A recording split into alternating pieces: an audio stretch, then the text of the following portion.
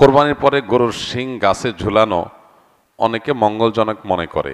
এটা কি কুসংস্কার নাকি এর কোনো বাস্তবতা আছে? হ্যাঁ, এই জিনিসটা আমাদের দেশে অনেক জায়গায় দেখা যায়।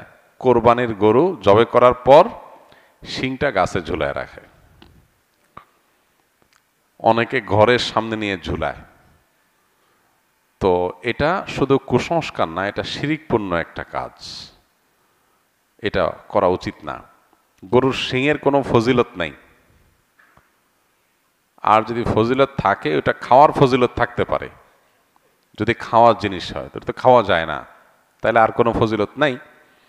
এই জন্য গরুর শিং ঝুলাইলে কোনো লাভ হবে এরকম মনে করলে এটা ঈমান বিধ্বংসী বিশ্বাস এবং আকীদা। গরুর শিংয়ের কোনো শক্তি ক্ষমতা কিছুই নেই, এবং কোরআন হাদিসে কোথাও এর কোনো আলাদা ফজিলত উল্লেখ করে নাই।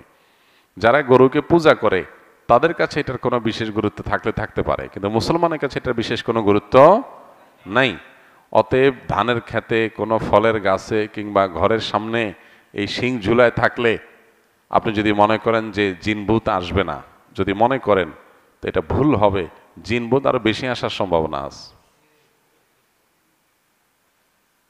কারণ আপনি যেখানে শিরকপূর্ণ কাজ করবেন সেটা শয়তানের আখড়া হবে, সেই অর্থে বলা।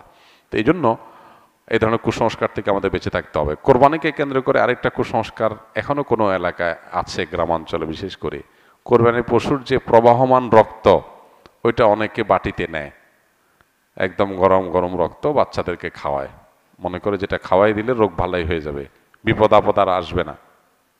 একে তো জিনিসটা নোংরা, এটা মানুষের স্বাস্থ্যের জন্য ভয়ঙ্কর ক্ষতিকর। উপকার তো হবেই না, আরো 12টা বাজবে। আমি নিজেও আমার ছোটবেলাতে দেখেছি এরকম অনেকে রক্ত নিয়ে যায়। আর তৃতীয়ত, গরুর বা যে কোনো পশুর প্রবাহমান রক্ত যেটা সেটা থেকে বের হয় জবে করার পর, এটা নাপাক। এটা শরীরে লাগলে, কাপড় লাগলে পর্যন্ত কাপড় নাপাক হয়ে যাবে। সেটা খাওয়া তো হারাম, ওষুধ হওয়া তো দূরের কথা। তো এখনো এই সমস্ত অজ্ঞানতা, এই সমস্ত কুসংস্কার, এই সমস্ত মূর্খতা আমাদের সমাজে অনেক এলাকায় আছে। আল্লাহ তাআলা আমাদেরকে এগুলো থেকে বেঁচে থাকার তৌফিক দান করুন।